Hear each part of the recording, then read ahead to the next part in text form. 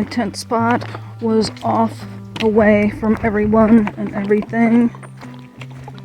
Last night, I could still hear talking at the shelter, but it wasn't too bad. Again, I'm not begrudging the people who are socializing. I'm just tired and I just want to go to bed. And I've been getting into camp later than I have been on this hike, just because the terrain has been tougher and I'm doing too many miles for this kind of terrain, in my opinion. My watch said I had very good recovery. I've had it tell me I've had good recovery, but never very good recovery. I can't get to the details unless my phone is connected to the internet, so I don't know all of the details, but I guess that's a good thing. But I am tired. I'm so tired. And I'm very worried about that. Going by a bog, descending down stones and rocks, and that's an ugly bog.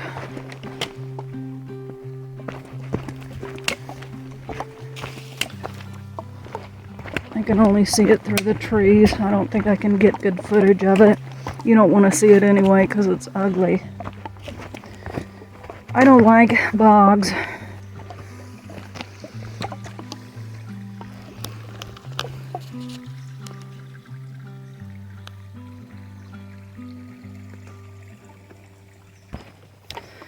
Last night I weighed the pros and cons of putting my food bag in the bear box. I was pretty far away from the bear boxes. There were 3 of them. They were small and they were all tilted. I told another guy at the water source that they didn't inspire confidence. However, the reason I weighed using them was because they were pretty far away and there was basically what amounted to a rock scramble from my tent spot to the shelter and or the bear boxes.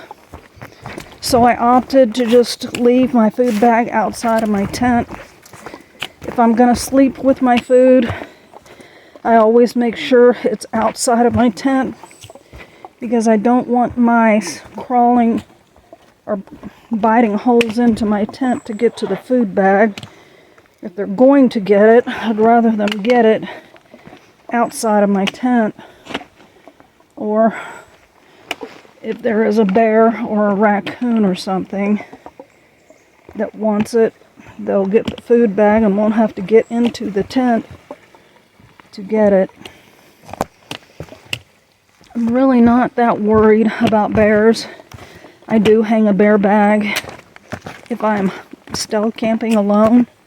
Sometimes I do hang it at the shelters, like night before last, if there is no bear box or cables or anything. Other times I weigh the pros and cons.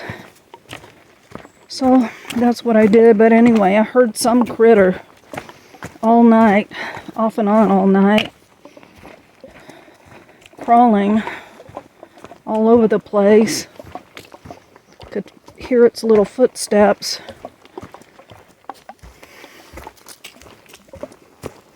So far the trail has been pretty flat. There have been some puds, but they have not been bad at all. I think I climbed Stratton Mountain today. My plan is to either do 15 or 19. If I do 15, I land at Stratton Pond. I found out that they no longer charge to stay at that campsite. Or if I do 19, I will land at, I think it's something like William Douglas shelter. And I don't know if I have 19 in me. But the further I go today, the less I'll have to go tomorrow to get into the hostel. The way this works is that you have to hitch into Manchester from the trailhead, do your business, eat, pick up your box, resupply, whatever you have to do in town, and then you call the hostel and they pick you up from Manchester. I honestly don't remember how I've gotten into town the past 2 times, but I have stayed at this hostel 2 times before. So I'm kind of nervous about that. I don't want to hitch. There are some shuttle services, but who knows whether they will answer or come get me or what. So I'm worrying about that. And so I'm either going to have about 4 or 5 or about 10 to get into town. Then I do all my business. Then I get to the hostel. And then I take a shower. Then I do my laundry. Then I start uploading videos. I charge all my devices. So I've just decided to take 2 days there. I think I can use it because I'm really tired. I know you're tired of saying that, of hearing me say that. Please don't judge unless you have been out here for 4 or 5 months hiking with maybe a day off per week, because you really don't know tired until you've been out here. Maybe compare it to a weekend of putting a new roof on your house, including taking all the old ones off, taking all the old tar paper off, putting all that, hammering in all the new shingles. Then maybe if you do that all day long for 3 days, maybe that's a taste. You're going to be sore all over, and you might even maybe get to the point where you're burning more calories than you're taking in, and even then you've got reserves. All of my reserves are gone, and I literally cannot take in as many calories as I need out here with the food I have available to me out here. So, complain. I don't think it's complaining. I think that I am just trying to portray a real picture out here.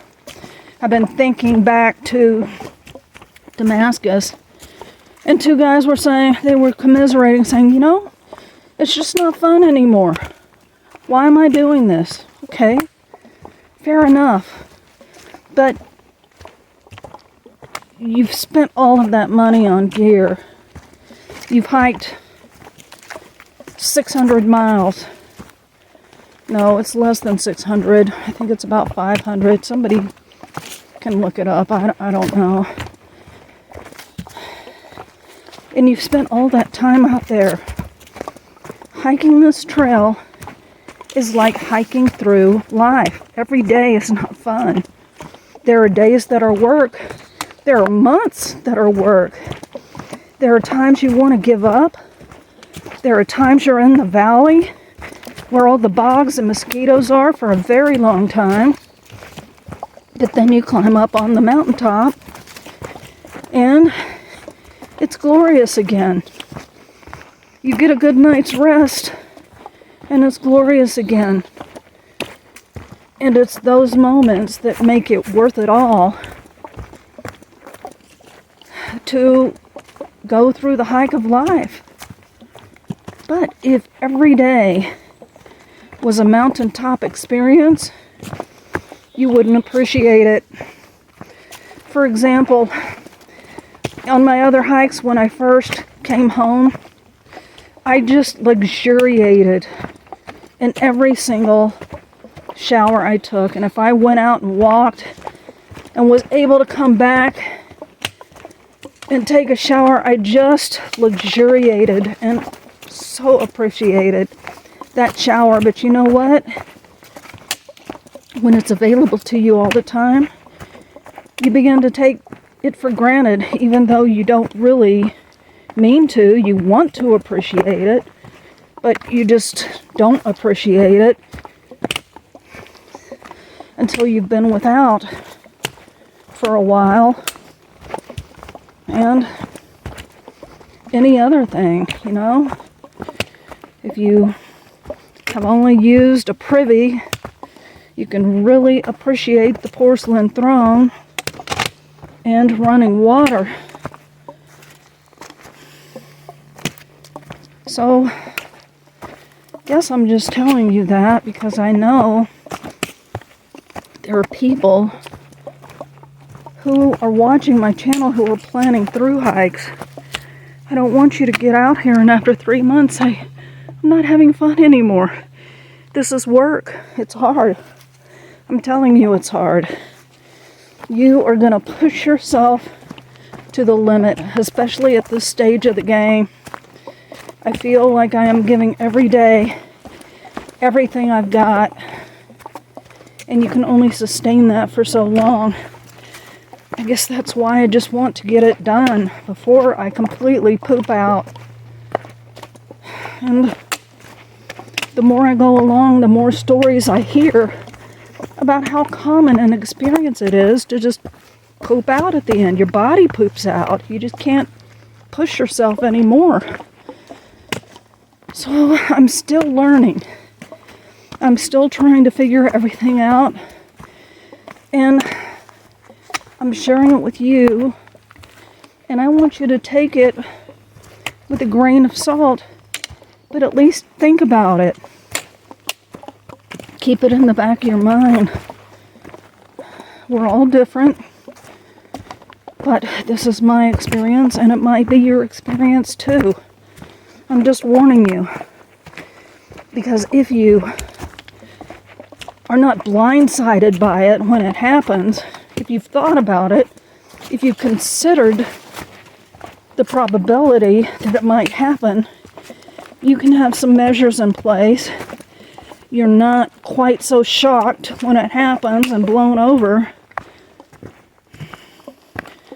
I used to watch this YouTube channel, and one of this guy's favorite expressions was information is shock resistance. He was applying it to,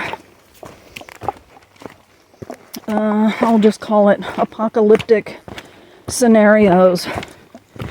Like, let's say, for example, when the Twin Towers were hit, everybody just sort of freaked out, and people were just glued to their TV sets.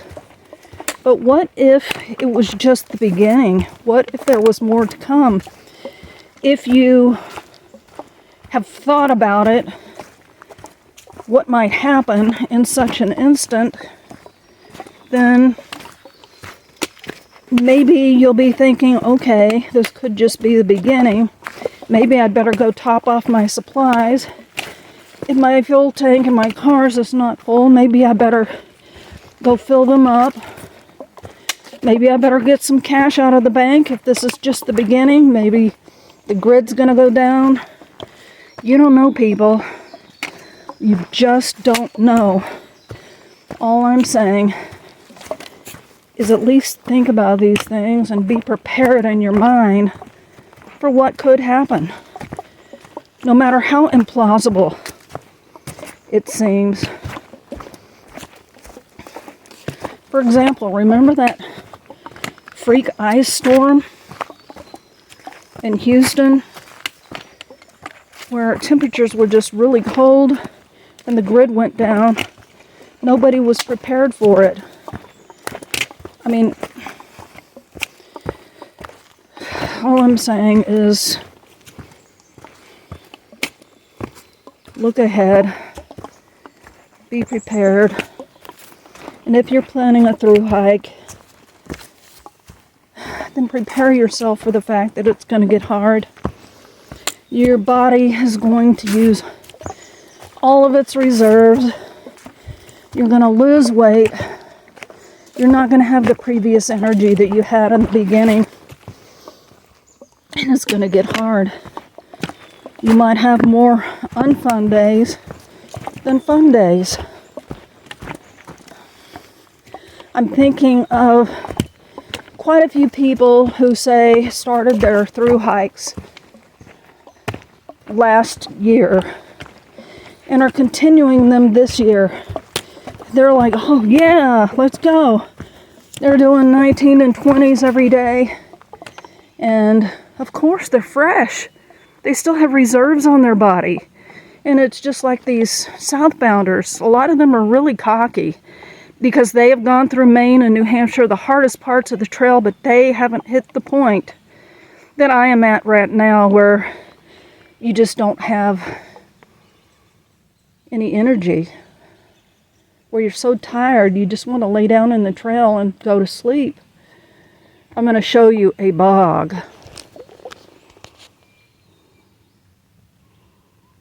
Isn't that ugly?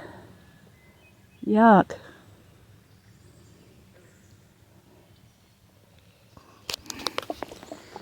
So, I know I'm rambling. Take what I'm saying with a grain of salt, but please do think about it. Especially if you were considering a through hike in the future. I had no service last night. I have no service today. I really could use a conversation with Bud. It always helps, especially when morale is low, especially when I'm not seeing many people. I did see some people yesterday, but again, they're all new people. There's nothing wrong with new people, but at this point, I just don't have the energy to be social enough to strike up new friendships. That's the only way I know to put it. I've seen so many through hikers that have this same demeanor. We're just spent. We're totally and absolutely spent. So, you know, I use so in place of You wouldn't believe how many ums I cut out of my videos, but I think I'm gonna have to start cutting out the so's. And I'm doing my morning report later because I've had so much honey bun phlegm that I'm constantly clearing my throat in the morning. And I guess I'll stop blathering on and end this morning report for now.